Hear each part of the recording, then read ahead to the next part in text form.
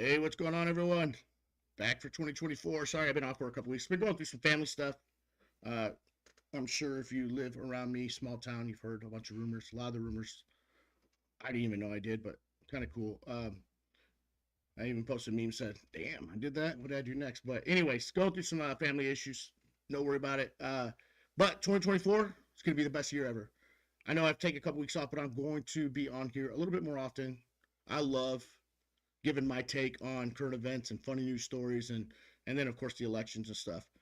By the way, big congrats to my boys in blue. Michigan won the national championship. Detroit Lions are in the playoffs. But it's going to be kind of weird because Detroit Lions are actually going to be taking on Matt Stafford and the Rams. And Detroit really loves Matt Stafford. They understand why Matt Stafford asked to leave. I mean, he stuck through us through some really tough, crappy times in ownership. Would have been great if he would have stayed. I think he is better than Jared Goff, but Jared Goff's really signed.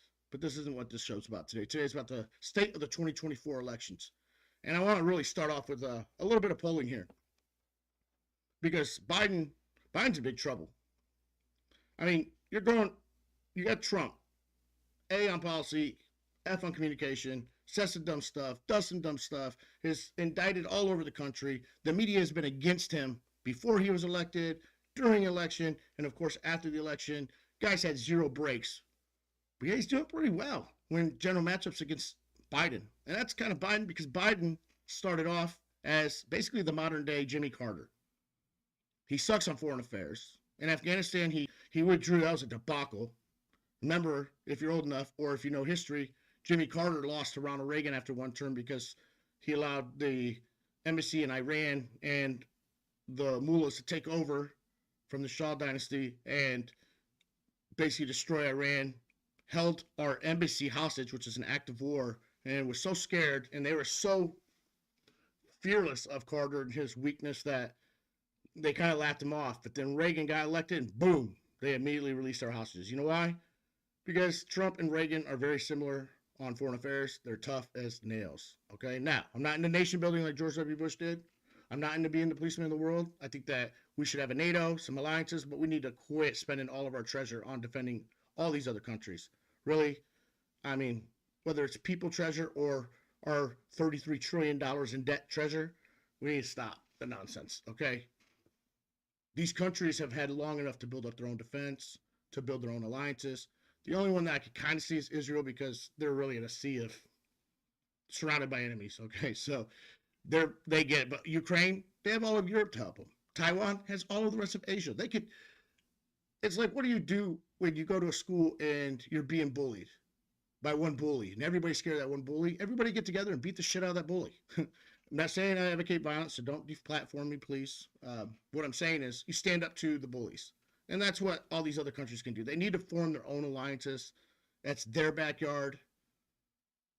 You know, nobody's threatening Canada or Mexico because we're next to them. But anyways, going back to the election. Okay, let's look at a little bit of polling here. I think it's crazy. This is national polling over the last week. Look, if you look and you can see this, it says Trump, Biden over last week are flipping the lead, but that's margin of error stuff, man.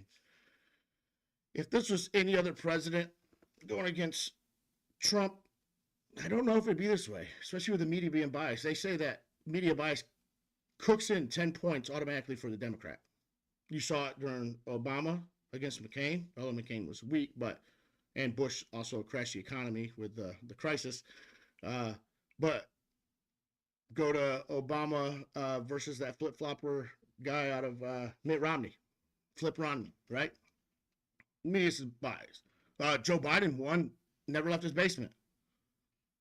Okay, that's how the media bias cooks it in, because if you're not a big avid news watcher, that's why you should watch this show, because it's 10, 15 minutes. I'm going to give you the skinny. But if you're not big into politics, you'll know that Biden, whether he stole the election or not, I'm not getting into all that,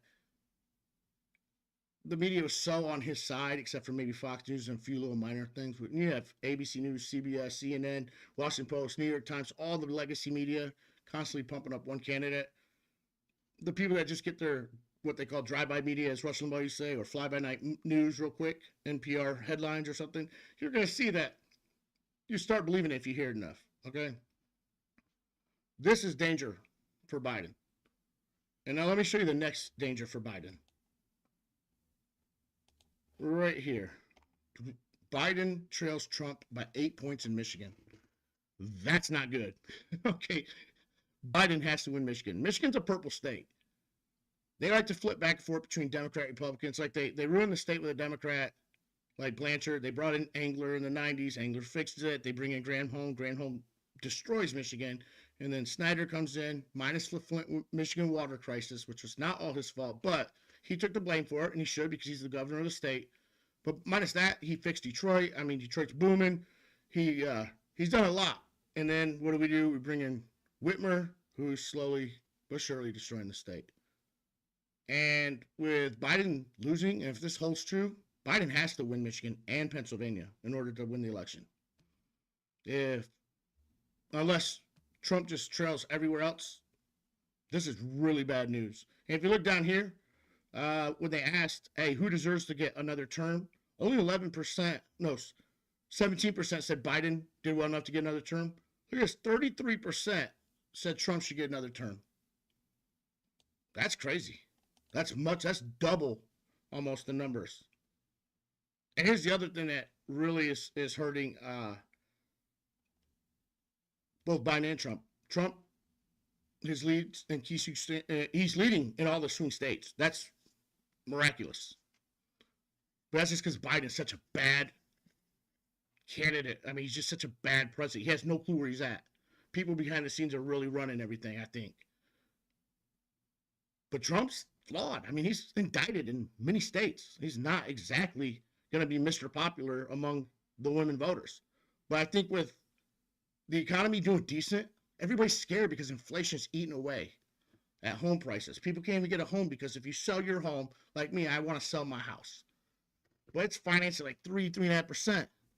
So yeah, I make all this equity, but it's going to get eaten up with an 8% mortgage somewhere else. So I'm thinking, man, should I really do it? So bottom line is inflation's killing them, and then immigration's killing them.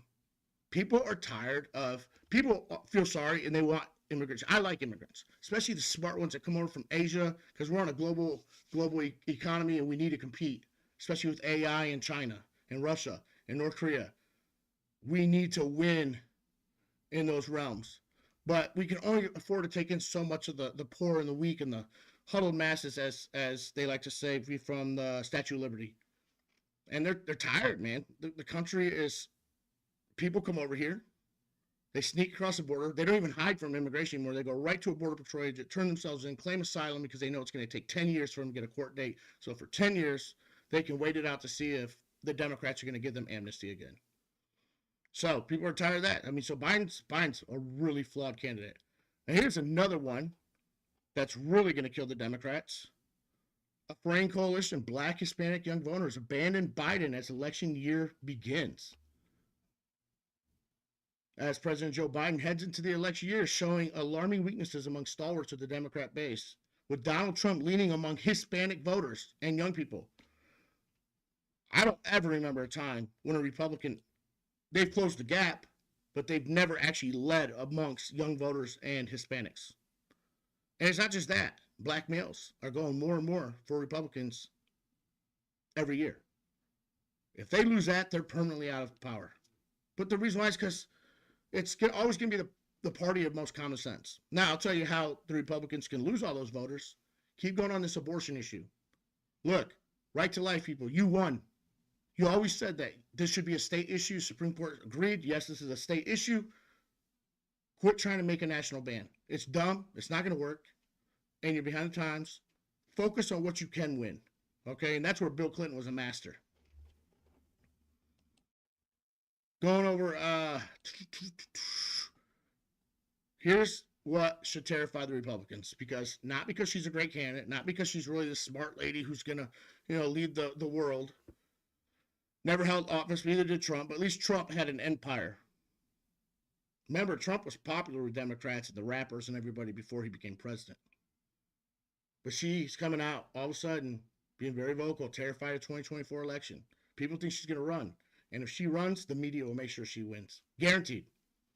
Oh, and all the gains we did with most black voters, especially anything that we did with, say, black female voters, they're going for Michelle Obama. So that should terrify us. But what's the state of the primaries now?